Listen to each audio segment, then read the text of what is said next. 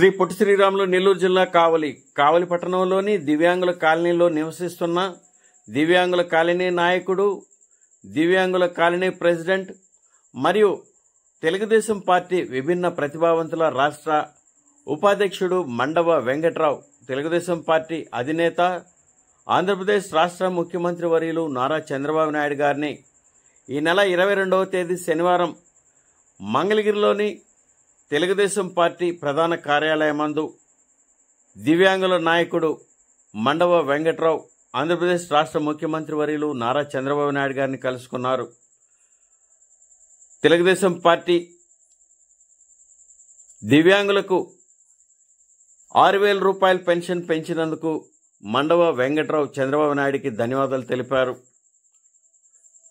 దివ్యాంగుల సాధక బాధలను, కష్టాలను, సమస్యలను ఆంధ్రప్రదేశ్ రాష్ట్ర ముఖ్యమంత్రి వర్యులు నారా చంద్రబాబు నాయుడికి మండవ వెంకట్రావు వివరించారు.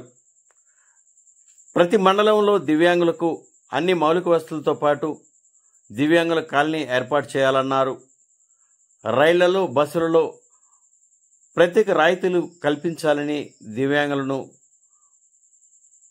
ప్రత్యేక దృష్టితో చూడాలని ముఖ్యమంత్రి వర్యులు నారా చంద్రబాబు నాయుడును కోరారు. దివ్యాంగుల సమస్యలకు స్పందించినందుకు మండవ వెంకట్రావు నారా చంద్రబాబు నాయుడికి ధన్యవాదాలు తెలిపారు. విభిన్న ప్రతిభావంతుల రాష్ట్ర ఉపాధ్యక్షుడిని మరియు కావలి వికలాంగుల కాలనీ ప్రెసిడెంట్ని. ముఖ్యంగా శనివారం నాడు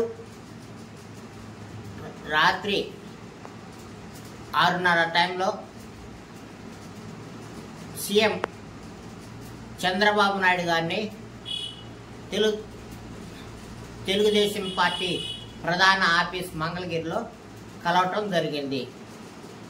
అప్పుడు కలిసిన వెంటనే 6,000 రూపాయలకి పెన్షన్ దివ్యాంగులకు ఇస్తున్నందుకు కృతజ్ఞతలు తెలుపుతూ, నువ్వే మా దేవుడు అయ్యా, దివ్యాంగుల దేవుడివి, నువ్వే మాకు అన్నం పెడుతున్నావు కాబట్టి మా దేవుడు నువ్వే అని చెప్పడం కూడా జరిగింది. తర్వాత దివ్యాంగులకి ప్రతి మండలంలో 200 మందికి మండల హెడ్ క్వార్టర్స్లో దివ్యాంగుల కాలనీ ఏర్పాటు చేయాలని కోరడం జరిగింది. అదేవిధంగా ఐరిష్ ఫింగర్ ప్రింట్స్ పడినటువంటి దివ్యాంగులు చాలామంది ఉన్నారు. వాళ్ళకి పెన్షన్ రావటం లేదు, వాళ్ళంతా మంచంలోనే ఉన్నారు. కనుక వారికి స్పెషల్గా 15,000 రూపాయలు నెలకి అందజేయవలసిందిగా కోరడం జరిగింది. మంచంలో ఉన్న దివ్యాంగులకి. తర్వాత ఆర్టీసీ బస్సుల్లో మహిళలకి ఉచితంగా ప్రయాణం జరుగుతున్నది, సౌకర్యాన్ని కల్పిస్తున్నారు. అదే మా దివ్యాంగులకి 75% రాయితీ తోటి ఆర్టీసీ పాసులు ఇవ్వాలని మేము కోరుకుంటున్నాం. అన్ని రకాల దివ్యాంగులకి 40% ఉన్నటువంటి అన్ని రకాల దివ్యాంగులకే మేము అడగటం జరిగింది. తర్వాత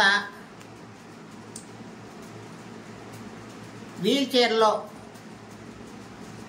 వెళ్ళేటటువంటి ప్రతి దివ్యాంగుడికి 6,000 నుంచి 10,000, 6,000 కాకుండా దాన్ని 10,000గా పెంచాలని. ఎందుకంటే వీల్ చైర్లో ఉన్నటువంటి దివ్యాంగుడు ఏ పని చేసుకోలేడు. పని చేసుకోవాలంటే ఒక మనిషి కావాలి, సహాయకురాలు. ఈ రోజుల్లో సహాయకురాలు కనీసం 6 నుంచి 10,000 దాకా తీసుకుంటున్నారు. కాబట్టి అలాంటి దివ్యాంగులందరికీ 10,000 రూపాయల పెన్షన్ కావాలని కోరడం. ఇవన్నీ ఒక ఎత్తు అయితే, కావలి ఎమ్మెల్యే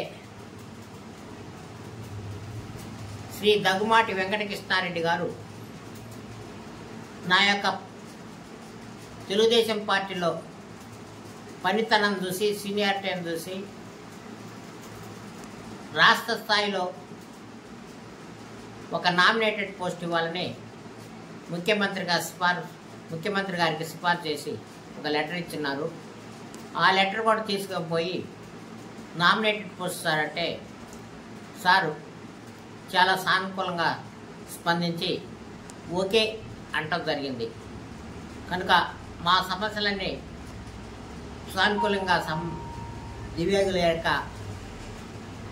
దేవుడు కాబట్టి దివ్యాంగుల సమస్యల్ని వెంటనే పరిష్కరిస్తున్నారు కాబట్టి నేను ముఖ్యమంత్రిని కలిసినందుకు చాలా సంతోషిస్తున్నాను.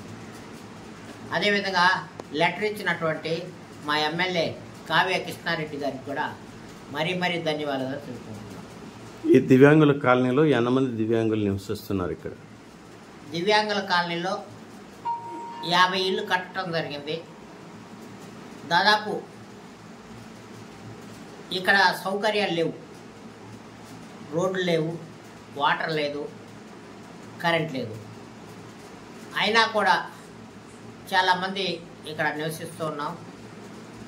ఆ రోడ్డు వాటర్ సౌకర్యాలు కల్పించినట్లయితే ఎక్కువ మంది దివ్యాంగులు ఇక్కడికి వచ్చి ఉండటానికి ఆస్కారం ఉంటుంది అని నేను కోరుకుంటూ ఉన్నాను. జై తెలుగుదేశం, జై జై తెలుగుదేశం, జోహార్ ఎన్టీఆర్, అమర హే ఎన్టీఆర్. నారా చంద్రబాబు నాయుడు గారి నాయకత్వం వర్ధిల్లాలి, నారా చంద్రబాబు గారి నాయకత్వం వర్ధిల్లాలి, యువ నాయకుడు లోకేష్ గారి నాయకత్వం వర్ధిల్లాలి, ఎమ్మెల్యే కావ్య కృష్ణారెడ్డి గారి నాయకత్వం వర్ధిల్లాలి. జై తెలుగుదేశం, జై జై తెలుగుదేశం.